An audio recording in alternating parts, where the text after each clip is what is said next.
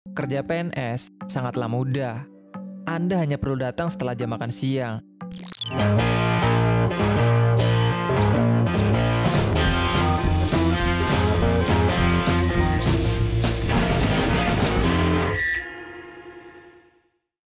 Selamat malam, selamat siang, atau selamat pagi. Selamat datang di channel Warta Siluman.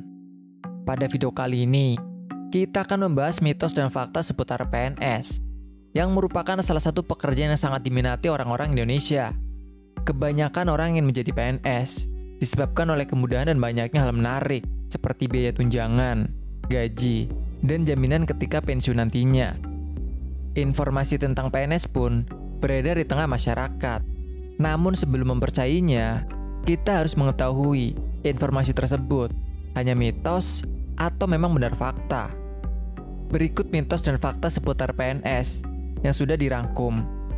Tapi sebelum lanjut, jangan lupa untuk like, share, dan subscribe channel Warta Siluman dan aktifkan notifikasinya untuk tidak ketinggalan jika ada video baru dari kami. Yang pertama, bekerja dengan mudah dan santai. Tidak sedikit yang beranggapan bahwa kerja PNS sangatlah mudah. Anda hanya perlu datang setelah jam makan siang dan pulang lagi dalam waktu yang sebentar. Tapi, benarkah semudah itu pekerjaan sebagai PNS?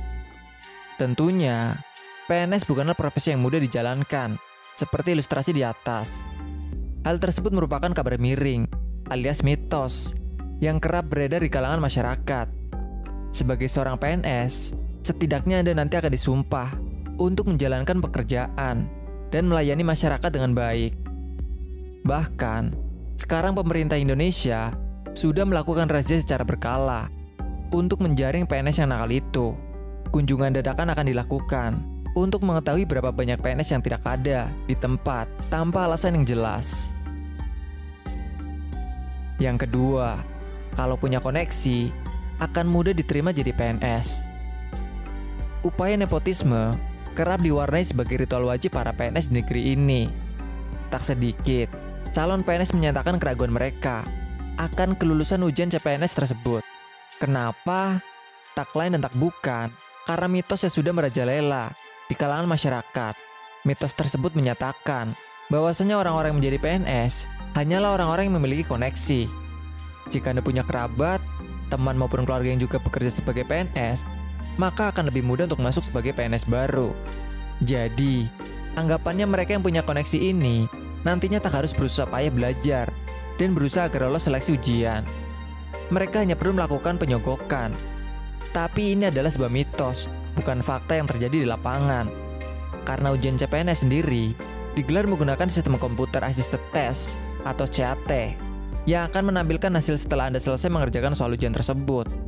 Jadi, sistem seleksi CPNS sekarang sudah sangat transparan dan menjunjung tinggi nilai kejujuran. Agar bisa lulus ujian CPNS, maka peserta harus melewati beberapa tahapan ujian yang sangat transparan hasilnya. Sehingga diharuskan memiliki wawasan luas untuk menjadi PNS berikutnya. Jadi tidak ada lagi namanya pilih kasih dalam penerimaan PNS. Yang ketiga, sangatlah mudah untuk naik jabatan. Jika dibandingkan dengan profesi lainnya, PNS diyakini sangat mudah untuk naik jabatan.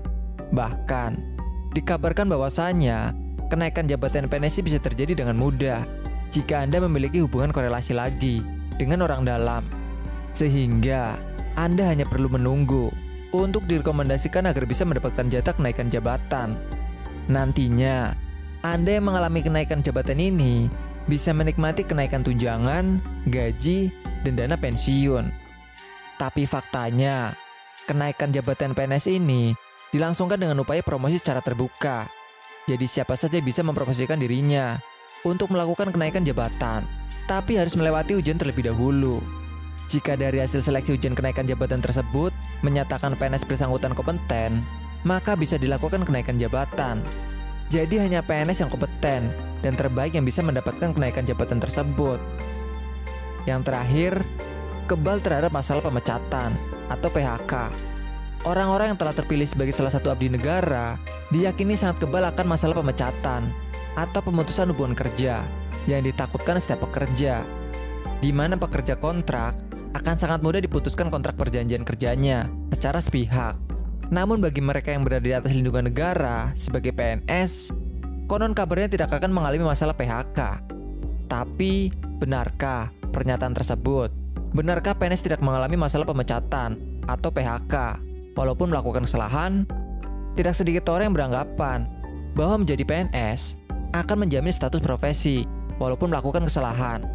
Hukuman paling berat yang mungkin dihadapi oleh PNS hanyalah mutasi pekerjaan jika dinyatakan melanggar peraturan dan melakukan kesalahan.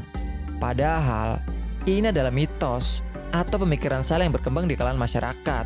Faktanya, kinerja PNS akan terus dipantau dan diperbaiki oleh Kementerian Pendayagunaan, Aparatur Negara, dan Reformasi Birokrasi, Kemenpan RB. Bahkan kesalahan sepele yang biasa dilakukan oleh para PNS tempo dulu, yakni jarang masuk kerja, bisa menyebabkan hilangnya jabatan.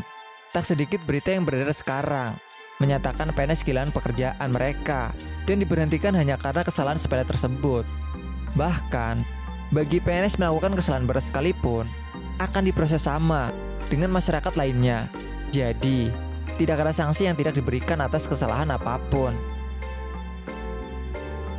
Nah, berikut fakta dan mitos seputar PNS. Jika ada pendapat lain, tulis di kolom komentar ya. Semoga video ini bermanfaat. Sekian, dan sampai jumpa.